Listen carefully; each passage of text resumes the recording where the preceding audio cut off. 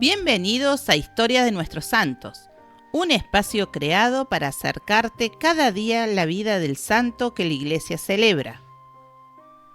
Aquí encontrarás relatos inspiradores, llenos de fe y enseñanzas, narrados con detalle y cercanía para que puedas descubrir la grandeza de quienes entregaron su vida a Dios. Además, este camino lo compartimos con Donna y Lorenzo, para que puedas escucharlas y meditar en cualquier momento y lugar. Suscríbete a nuestro canal para no perderte el contenido diario. Activa la campanita de notificaciones y ayúdanos a crecer compartiendo nuestros videos con tus familiares y amigos. Porque conocer la vida de los santos es descubrir que la santidad también es posible para nosotros. Hoy el mundo guarda silencio. No hay gloria visible, no hay milagros que asombren, no hay palabras que expliquen lo que está ocurriendo. Solo una cruz, y en ella el amor llevado hasta el extremo.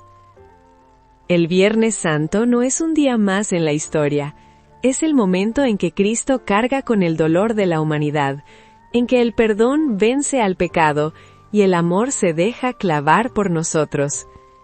En el Calvario, todo parece terminado, pero en ese aparente final comienza la esperanza más grande que el mundo haya conocido. Hoy nos celebramos, hoy contemplamos, hoy no hablamos, hoy dejamos que la cruz hable. Bueno, hoy en día, cuando ocurre una tragedia a nivel global, el mundo entero se llena de ruido. O sea, las pantallas se iluminan con notificaciones, hay un exceso de luz constante, debates por todas partes, una saturación informativa tremenda. Totalmente. Es como si el silencio hubiera desaparecido por completo de nuestra forma de procesar las cosas. Exacto. Pero fíjate que existe un evento histórico que provocó una reacción diametralmente opuesta, una especie de orden global de apagar la luz, silenciar las ciudades y vaciar los edificios. Te refieres a la conmemoración del Viernes Santo, claro. Eso es. Y hoy vamos a meternos de lleno a analizar la ingeniería psicológica y artística que hay detrás de todo esto. Para quien nos escucha, nos basamos en dos fuentes que son una auténtica pasada. Por un lado, una investigación enciclopédica inmensa sobre las tradiciones del Viernes Santo en todo el mundo. Y por otro lado, tenemos un estudio académico súper minucioso de Florencio Javier García Mogollón, un trabajo que explora cómo toda esta historia cristalizó en la iconografía de una región muy concreta, Extremadura. Así es. Y la intención de este análisis a fondo no es hacer un simple inventario de datos históricos o fechas aburridas. No, para nada. El objetivo es comprender los mecanismos, comprender cómo se transformó una narrativa de duelo en un auténtico motor de leyes, de costumbres y sobre todo de obras maestras del arte. Porque, a ver, el enfoque aquí es fundamental.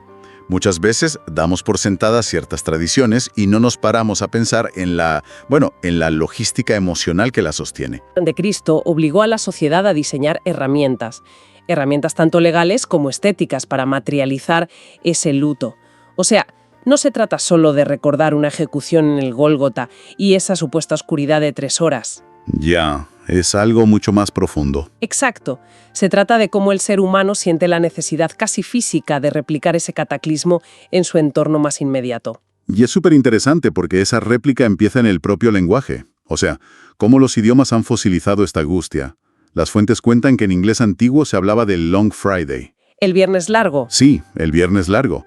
Y es una expresión que de hecho sobrevive en las lenguas escandinavas, transmitiendo esa idea de un tiempo que se hace eterno por culpa del sufrimiento. Y en alemán es parecido. Se dice Kara Freitag, que viene del alto alemán antiguo Kara, que significa literalmente lamentar. Lamentar, claro.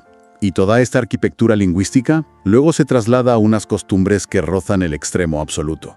Hablamos de tradiciones litúrgicas donde se desnudan los altares, se silencian las campanas de las iglesias y se sustituyen por matracas de madera. Porque el bronce era considerado demasiado festivo para sonar en un día así.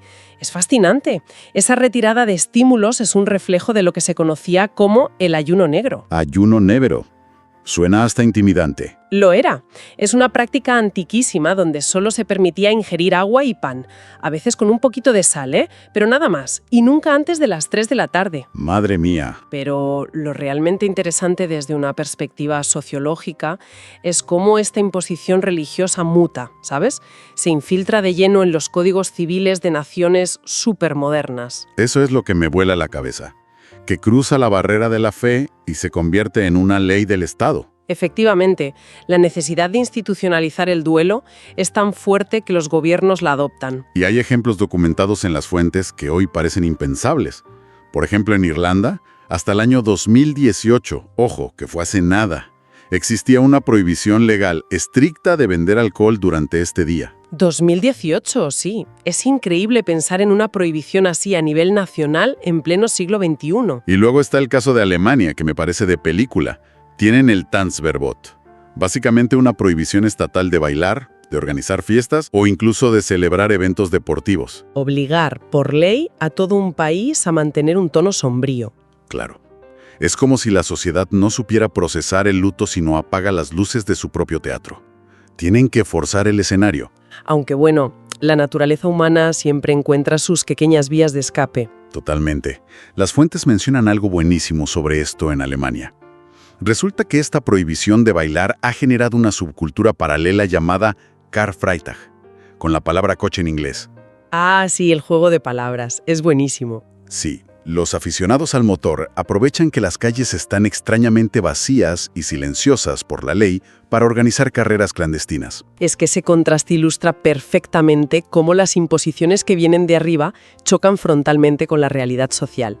Y fíjate, esto nos lleva a un problema histórico mucho más profundo. A ver, cuéntame. En la época contemporánea, estas leyes intentan imponer el silencio, ¿vale?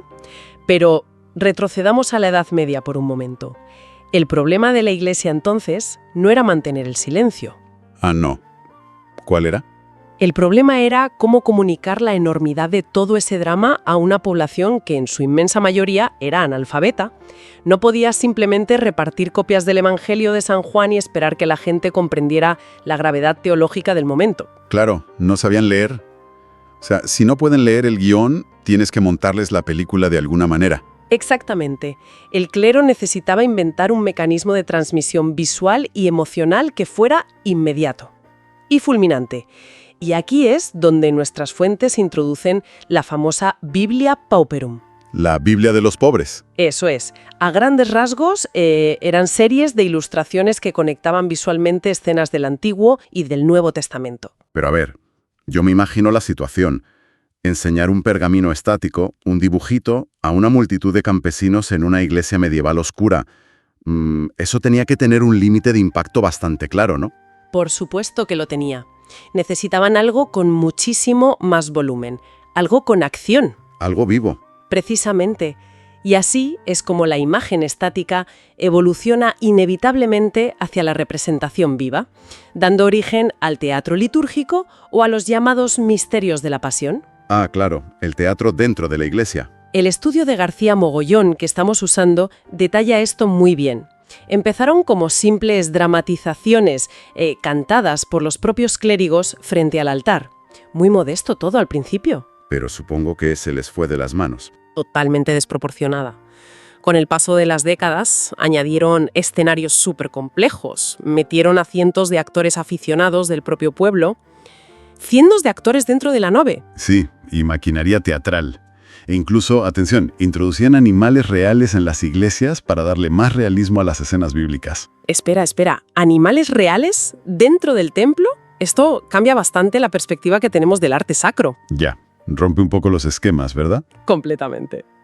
Es que siempre tendemos a asumir que el arte que vemos decorando las iglesias históricas es una traducción, no sé, súper estricta, dogmática y purista del texto bíblico oficial. Claro, pensamos que los artistas leían la Biblia y pintaban. Exacto, pero si los templos se estaban convirtiendo literalmente en escenarios de superproducciones teatrales descontroladas con animales y todo, entonces el arte que quedó plasmado en la madera y los lienzos es en realidad un reflejo de esa espectacularidad del teatro más que de la Biblia misma. Esa deducción da en el clavo por completo. De hecho, el teatro llegó a ser tan invasivo, tan caótico, que las autoridades eclesiásticas no aguantaron más y acabaron prohibiendo estas representaciones dentro de los templos. Los echaron a la calle. Literalmente, tuvieron que mover los escenarios a las plazas públicas. Y piensa en los artistas plásticos, los escultores, los pintores. Ellos no vivían metidos en una burbuja leyendo tratados de teología en latín. Ellos asistían a esas obras de teatro. Claro, y esculpían exactamente lo que veían en las calles. Es más, el arte religioso funcionaba casi como un organismo vivo, que se alimentaba de textos que la propia Iglesia consideraba no oficiales. Me refiero a los evangelios apócrifos. Como el Evangelio de Nicodemo, que lo menciona la fuente explícitamente. Y la verdad es que esto explica muchísimas imágenes que hoy damos por sentadas. Imágenes que si buscas en la Biblia canónica no aparecen por ningún lado. Exacto. Por ejemplo, la mujer que limpia el rostro de Cristo y cuya tela queda marcada. La famosísima Verónica. Eso es un producto de la tradición apócrifa. Efectivamente, no está en los 4 evangelios. O el soldado romano que clava la lanza, que de repente en el arte tiene nombre, se llama Longinos, y de la nada tiene toda una narrativa de redención propia superelaborada. Y digo yo, si a todo este teatro y a los apócrifos le sumamos la invención de la imprenta y los grabados, la difusión de esta imaginería alternativa debió de ser imparable, ¿no? Fue una auténtica revolución, y ahí Alberto Durero fue el gran catalizador de este fenómeno a finales del siglo XV y principios del XVI. Ah, Durero. Sus grabados son míticos. Sus series de grabados sobre madera, como La Gran Pasión y La Pequeña Pasión, fíjate que funcionaron exactamente igual que un algoritmo de recomendación en redes sociales hoy en día. ¡Qué buena comparación! Se hacían virales. Tal cual. Al ser baratos y muy fáciles de reproducir, los mercaderes los llevaban en sus alforjas por toda Europa. Entonces, un artesano en un pequeño taller de Extremadura o en un rincón de la Selva Negra alemana compraba una estampa de Durero. Y la usaba como plantilla. Exacto, la usaba de plantilla para tallar un retablo gigantesco. De este modo, ciertas composiciones visuales, posturas dramáticas de dolor o esos detalles apócrifos de los que hablábamos, se estandarizaron a nivel continental. Daba igual lo que dijeran los evangelios oficiales, la imagen de Durero mandaba. Eso es, la imagen visual cobró más fuerza que el texto escrito. Y a ver, esa necesidad global que tenía la gente de ver, de visualizar el luto, no se conformó solo con imágenes bidimensionales o esculturas. Las fuentes nos muestran que esto creó una demanda masiva de objetos físicos tangibles, de reliquias. Objetos que pudieras tocar, que demostraran que la historia era real. Exacto. Y lo curioso es que no hace falta irse a Jerusalén o al Vaticano para ver hasta qué punto llegó esta fiebre por la materialidad de la devoción.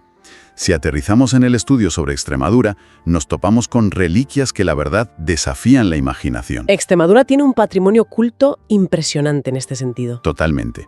Por ejemplo, la Catedral de Coria. Las fuentes cuentan que alberga lo que la tradición sostiene que es el mismísimo mantel de la Última Cena. El mantel de Coria, sí, es una pieza fascinante. Y a ver, lo que más choca aquí no es la afirmación en sí, porque reliquias hay muchas. Lo que me dejó loco son los datos técnicos y científicos que aporta el texto. Es que la historia del mantel de Coria siempre ha estado envuelta en ese halo de misterio medieval. Hay bulas papales del siglo XV que respaldan su supuesto hallazgo después de haber estado escondido durante siglos por la invasión musulmana.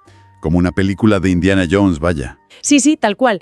Pero lo verdaderamente relevante, como bien dices, son los análisis científicos, los que inició en los años 60 el experto Gómez Moreno. ¿Y qué descubrió exactamente? Pues determinó que es una tela de lino con una característica técnica muy particular. Los hilos están torsionados en Z. Me detengo en este detalle porque, a ver, para quien nos escucha, al principio esto de la torsión en Z suena a jerga puramente textil o de costura, muy aburrida. Ya, suena súper técnico. Pero tiene un peso histórico brutal. Resulta que cuando hilas a mano con un uso, puedes hacerlo girar en el sentido de las agujas del reloj o al revés. Y si lo haces en sentido horario, las fibras forman una línea diagonal que recuerda la letra Z. Exactamente. Y resulta que esta torsión específica funcionaba casi como un sello de denominación de origen del antiguo Oriente Próximo. Es la misma técnica exacta que se observa en la famosa Sábana Santa de Turín o en las envolturas de los manuscritos del Mar Muerto en Qumrán. Fíjate en la conexión. Además de esa torsión tan específica, los análisis químicos identificaron el uso de índigo natural, un tinte derivado de la planta Indigofera tintoria. Que entiendo que era común en esa época. Claro, era el tinte azul comúnmente empleado por la población judía de hace 2 milenios. O sea, los datos empíricos apuntan a esa geografía y a esa época. Es tremendo. Pero independientemente de si realmente cubrió o no la mesa de esa cena histórica en Jerusalén, la materialidad del objeto cumple una función psicológica que es irreemplazable. Acorta la distancia temporal. O sea, te pone en la misma habitación que el evento. Eso es. Para el creyente que observa el mantel a través del cristal, el tiempo colapsa por completo. El evento originario deja de ser historia pasada y ocurre en el presente perpetuo de esa reliquia. Colapsar el tiempo. Me encanta cómo lo defines. Y hablando de jugar con el tiempo, hay otra pieza en Extremadura que hace exactamente eso, pero a través de la narrativa visual. Creo que sé a cuál te refieres. Sí, la placa de marfil de Berzocana. Es una pieza pequeñita, del siglo XIV o XV. La imagen principal es, a priori, muy tierna y tradicional. Es la Virgen María amamantando al niño Jesús, por una pequeña abertura en su túnica. Una escena maternal clásica de la época. Exacto. Pero la composición tiene un elemento que me parece súper perturbador. Mientras sostiene al bebé dándole el pecho, la Virgen lleva en su otra mano un crucifijo, con Cristo ya adulto y muerto. Es una imagen fuertísima. Es como un recurso cinematográfico súper moderno, un foreshadowing radical. Es como si el director te plantara el final trágico del héroe directamente en la primera escena de la película de su vida. Tienes el nacimiento y la muerte sucediendo de forma simultánea en las manos de la misma mujer. Es una maravilla. Esa placa de marfil de Berzocana ejemplifica una de las fracturas más interesantes de la mentalidad que tenían en la Edad Media. Para ellos, el arte no tenía absolutamente ninguna obligación de respetar la cronología lineal. No les importaban los spoilers temporales. Cero, porque su objetivo final no era contar un cuento, era teológico.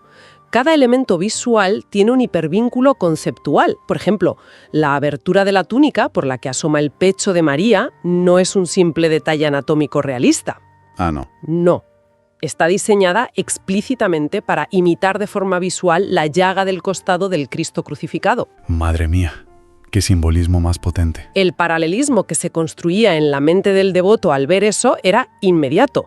La leche materna que nutre la vida humana del niño es la prefiguración directa de la sangre de la llaga que nutrirá la salvación de todo el mundo. Lo cual explica también los pequeños detalles periféricos que hay en el marfil. Porque las fuentes indican que en la parte superior aparecen unos ángeles sosteniendo lo que el texto llama especies eucarísticas, que básicamente son representaciones físicas del pan y el vino de la comunión. Todo está conectado, claro. O sea, el artista está trazando una línea recta e inquebrantable que va desde el pecho de la madre, pasa por la cruz y termina directamente en el altar de la iglesia donde estás rezando.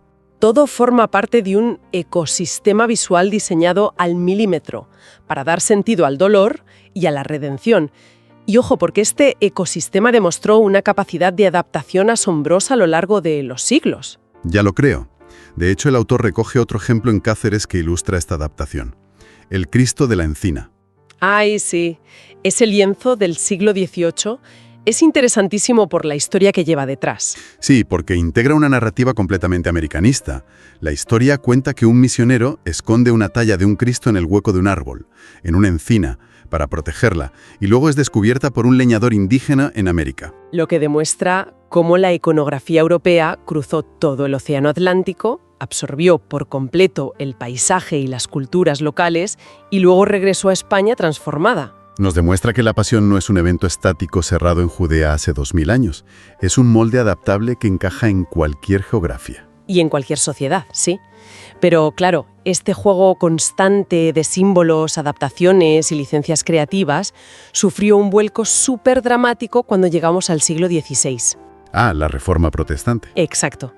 La Iglesia Católica recibió el durísimo golpe del protestantismo y se dio cuenta de que tenía que organizar un contraataque masivo, el famoso Concilio de Trento. Que funcionó casi como un gabinete de crisis moderno donde rediseñaron toda su estrategia de comunicación, ¿no? Fue una reestructuración del marketing religioso. Y la conclusión a la que llegaron fue muy contundente. Enseñar teología de forma didáctica ya no era suficiente. Había que ir un paso más allá. Había que ir al corazón. El arte tenía que convertirse en una experiencia inmersiva, que agarrara al espectador directamente por las entrañas. Tenía que provocar lágrimas físicas de arrepentimiento y no dejar el más mínimo espacio para la duda intelectual. O sea, buscar la empatía a través del horror hiperrealista. Sangre, heridas abiertas, dramatismo puro. Exacto. El Mandato de Trento exigía abandonar esa frialdad narrativa medieval para abrazar el naturalismo barroco más crudo posible. Y es justo en este contexto de guerra ideológica donde surge la que probablemente sea la pieza más asombrosa de las que se documentan en estas fuentes. El Santísimo Cristo de la Victoria. Esa es, una talla realizada hacia el año 1635 por el escultor Domingo de Rioja y que a día de hoy se custodia en un convento en la localidad de Serradilla. Es que la historia que envuelve a esta escultura en particular parece sacada de una novela de intriga cortesana. O sea, tela con esto. La obra fue un encargo de una mujer, la beata Francisca de Oviedo, que la quería para un humilde hospital rural en Extremadura. Sí, un destino muy modesto. Pero claro, la talla se queda provisionalmente en Madrid. Y resulta que es tan sobrecogedora, tiene tantísimo impacto, que el mismísimo rey de España, Felipe IV, la ve y entra en una especie de síndrome de Stendhal absoluto, se obsesiona con ella por completo. Es que es un episodio histórico alucinante. Imagínate, el monarca más poderoso de su tiempo, el rey del imperio donde no se ponía el sol, que tiene a su disposición ejércitos y riquezas incalculables. Pues decide apropiarse, robar básicamente, una talla de madera que estaba destinada a un pueblecito extremeño, y la recluye en la capilla privada de su palacio en Madrid. Ese secuestro real que hace Felipe IV ilustra perfectamente el inmenso poder psicológico que habían alcanzado estas imágenes barrocas.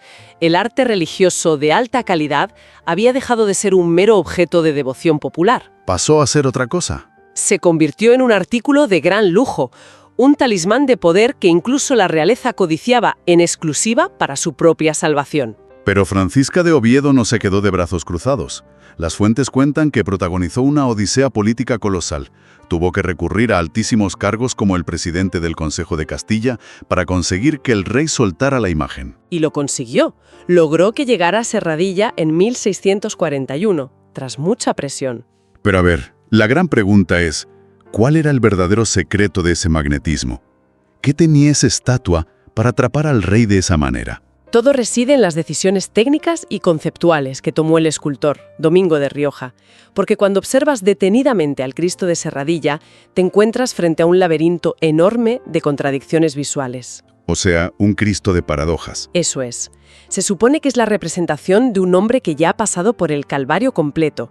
Muestra la espalda destrozada por los latigazos, lleva la corona de espinas clavada, tiene los agujeros de los clavos en las manos y la herida abierta de la lanza en el costado. Biológicamente hablando, es un cadáver que acaban de bajar de la cruz, ¿no hay más? Pie. De pie. De pie. Vivo y con los ojos muy abiertos. Es que es brutal, está rompiendo todas las reglas narrativas. Tienes un Cristo que biológicamente está muerto pero que sigue vivo. Domingo de Rioja ejecuta una transgresión magistral de la línea temporal de los evangelios. Condensa en una sola figura de madera la tragedia del Viernes Santo y el triunfo del Domingo de Resurrección. ¡Qué genialidad! No es un error anatómico, por supuesto. Es la construcción deliberada del supersímbolo definitivo de la Iglesia de la Contrarreforma. Y hay más. La figura está de pie, pisando con firmeza un cráneo humano, que es la encarnación evidente de la muerte, y al mismo tiempo aplasta la cabeza de una serpiente que materializa el pecado y a Satanás. Y la complejidad visual no se acaba ahí porque, fíjate en la cruz. Con el brazo derecho no está abrazando una viga de madera lisa, pulida, como si saliera de una carpintería romana convencional. No, para nada. Abraza una cruz arbórea, un tronco grueso, vivo, cubierto de corteza y nudos, que entiendo que remite a esa antigua leyenda de que la madera de la crucifixión provenía de la semilla del árbol de la ciencia del bien y del mal, del paraíso original. Efectivamente, cierra el círculo del Génesis. Y mientras abraza ese árbol de la vida con la derecha, con la mano izquierda, se oprime dramáticamente su propio corazón sangrante. Es una imagen potentísima. Es una síntesis visual insuperable. Tienes la derrota física más abyecta conviviendo directamente con la victoria espiritual más absoluta. De ahí su nombre, el Cristo de la Victoria. Claro, el nombre cobra todo el sentido. Fíjate si era potente que en su momento este tipo de representaciones tan cargadas de simbolismos paradójicos bordeaban peligrosamente la heterodoxia. La Inquisición llegó a investigar copias de esta misma iconografía en las Islas Canarias. ¿La Inquisición? O sea, les parecía demasiado radical. Estaban muy preocupados por si la imagen confundía a los fieles de a pie al mezclar la muerte y la vida de forma tan extrema. Pero al final, la eficacia emocional de la talla demostró que el barroco no buscaba la precisión ni la coherencia histórica, buscaba la conmoción visceral. Y vaya si lo consiguió. Vaya que sí, si hasta secuestraron la estatua. Bueno, la verdad es que todo este recorrido que hemos hecho nos deja con una perspectiva abrumadora sobre la naturaleza humana. Desde luego. O sea, para quien nos escucha, hemos visto cómo una historia de dolor extremo logró apagar las luces del mundo, vaciar de ruido nuestras calles y silenciar leyes civiles modernas. Hemos entendido cómo esa necesidad psicológica de hacer visible el duelo convirtió las naves de las iglesias en teatros multitudinarios. Y cómo eso propulsó que unos grabados alemanes se hicieran virales en el siglo XVI. Y que todo esto generara una demanda inagotable de objetos tangibles y reliquias en Extremadura. Objetos increíbles, desde manteles con torsiones milenarias que conectan con el Mar Muerto, hasta pequeñas figuras de marfil que juegan con los viajes en el tiempo teológicos para prefigurar la salvación. Obras de arte tan sumamente impactantes que, como hemos visto, podían llegar a desatar un conflicto de Estado con el rey más poderoso de la Tierra. Y yo creo que lo que emerge de todo este análisis no es solo la historia de las tradiciones de una religión, es casi como el manual de instrucciones de cómo nuestra especie procesa lo inabarcable. Qué gran forma de verlo. El manual de instrucciones del luto. A lo largo de la historia las herramientas cambian, claro. Pasamos del ayuno físico extremo y las obras de teatro a la sofisticación técnica brutal de los escultores barrocos, pero la necesidad que hay debajo sigue intacta. Totalmente intacta. Frente a la oscuridad del dolor, frente a la angustia incomprensible o la necesidad de esperanza, el ser humano exige metáforas visuales. Necesitamos objetos que poder tocar y narrativas inmersivas que den forma física a aquello que simplemente no se puede explicar solo con palabras. Y sabes, eso me deja con una gran incógnita para terminar hoy. Si pensamos que la tecnología de la madera, los pigmentos vegetales, el teatro medieval que tuvieron que prohibir y hasta los caprichos de posesión de un rey, si todo eso moldeó y definió cómo millones de personas visualizan la historia más influyente de Occidente, ¿qué nos espera mañana? Es una buena pregunta. Las herramientas siguen evolucionando. Exacto. Con todo el desarrollo vertiginoso de realidades inmersivas, espacios virtuales hiperrealistas y algoritmos de inteligencia artificial generativa, las herramientas para construir nuestras metáforas han vuelto a cambiar radicalmente. ¿Cómo reescribirán estas nuevas tecnologías la iconografía del dolor y la esperanza para las próximas generaciones? Será fascinante verlo. Sin duda. Cuando nuestro teatro global vuelva a requerir una nueva escenografía para ayudarnos a entender el luto, veremos tal vez la construcción de una nueva Biblia Pauperum directamente dentro del metaverso. Ahí queda la reflexión para los que nos oyen. Espero que hayas disfrutado conocer más sobre su vida y legado tanto como yo disfruté compartirlo contigo. Si te ha gustado este video, no olvides suscribirte a nuestro canal Historias de Nuestros Santos. Es totalmente gratis y tu apoyo nos ayudará a seguir creciendo y trayéndote más historias inspiradoras. Activa la campanita para no perderte ningún video y deja tus comentarios abajo. Gracias por estar aquí y hasta la próxima.